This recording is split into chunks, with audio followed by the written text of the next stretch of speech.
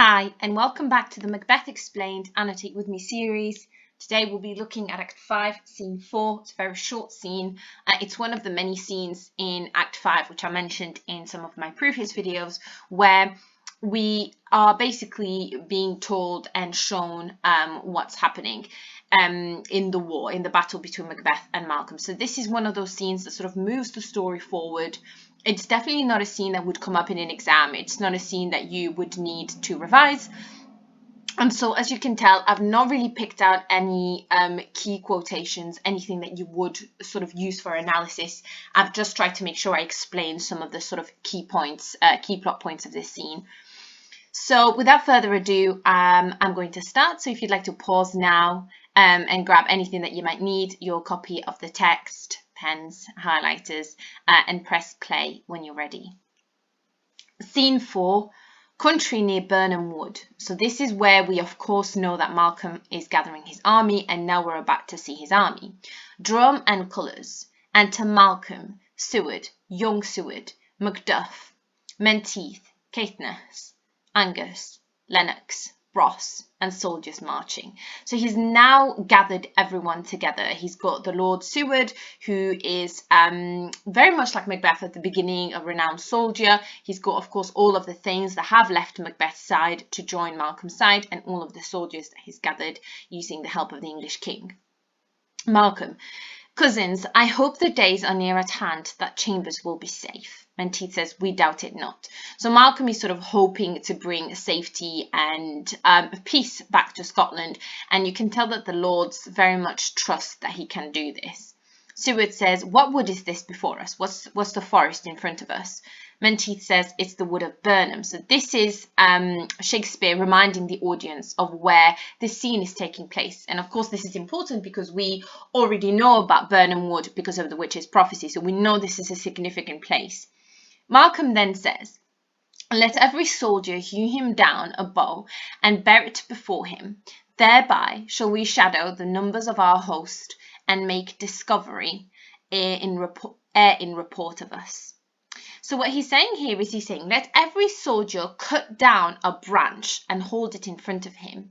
Thereby we shall shadow the numbers of our host and make discovery ere in report of us. So he's basically saying, if we sort of disguise our approach using the wood to make it difficult for our enemy to see us, he's not going to be able to guess how many of us there are, and the reports that he's going to get are not going to be helpful to him. Because when you're preparing for a battle, you would want to know how many people are against you. You'd want to be able to sort of organize yourself for the fight. And Malcolm is trying to make that difficult for Macbeth. The soldiers say, it shall be done. So they go off to follow his orders. They're going to cut down the wood from Burnham Forest, from the trees of Burnham Forest, to hold the branches in front of them. And of course, here, for the audience that has been paying attention to the prophecies of the witches, we understand that there's definitely something important happening here. Seward then says, we learn no other, but the confident tyrant keeps still in Dunsinane and will endure our setting down before it. So all they know about Macbeth's side of things is that he stayed in Dunsinane, he didn't leave, and he decided to sort of take the attack, to handle the attack. Of course, they call him the confident tyrant here, and we already know that Macbeth is confident because we saw this in earlier scenes in Act 5, and we know why he's confident. But the fact that his enemies also know that he's confident is definitely going to work against him, because they know that he sort of thinks he can't be defeated. Malcolm says 'tis his main hope, for where there is advantage to be given, both more and less have given him the revolt. And none serve with him, but constrained things whose hearts are absent too. Malcolm is sort of implying that the only hope that Macbeth has at this point is to leave Dunsinane and to try to make a run for it.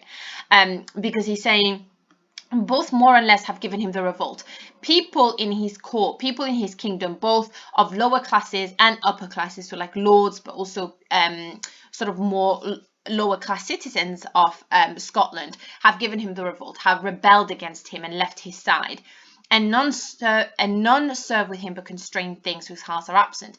And there's no one currently serving Macbeth. Like, none of the soldiers fighting for him are fighting for him out of love or loyalty. They're fighting for him with constrained things, because they're forced to. If you're constrained to do something, you're forced to do something.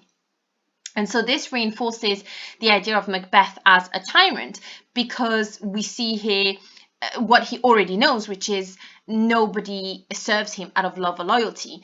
And this links really well to the themes of both loyalty and kingship, because this presents a very stark contrast between Macbeth and Duncan, who was a very beloved king. We remember this at the beginning. Macbeth himself fought for Duncan out of love at the beginning.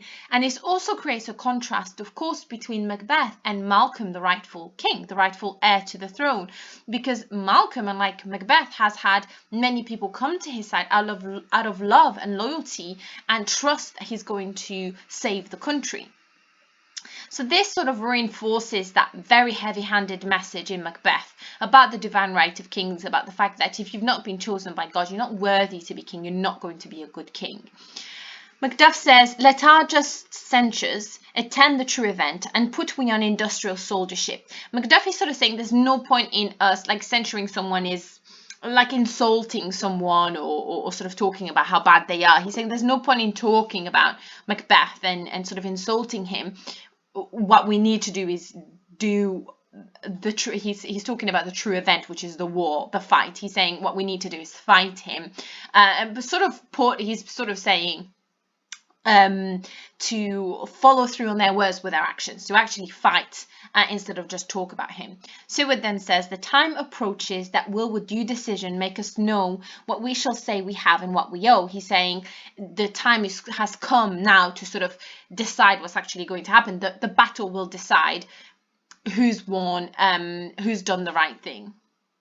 Thoughts speculative their unsure hopes relate, but certain issues strokes must arbitrate, towards which advance the war. So he's saying thoughts speculative, to speculate, to think, to try to figure out what's going to happen, is just a way of kind of expressing your hopes without actually doing anything about it. There are certain things that only strokes can arbitrate. Strokes as in strike, as in striking with a sword. So he's saying there's things that only fighting will actually decide. In this case, whether Malcolm is going to become king and whether Macbeth is going to be decided whether Macbeth is going to be defeated isn't going to be decided by words and talking about it and hoping that it will happen. It will be decided on the battlefield through fighting, through the war. So he's saying which advanced the war. So this is why we're headed for battle, really.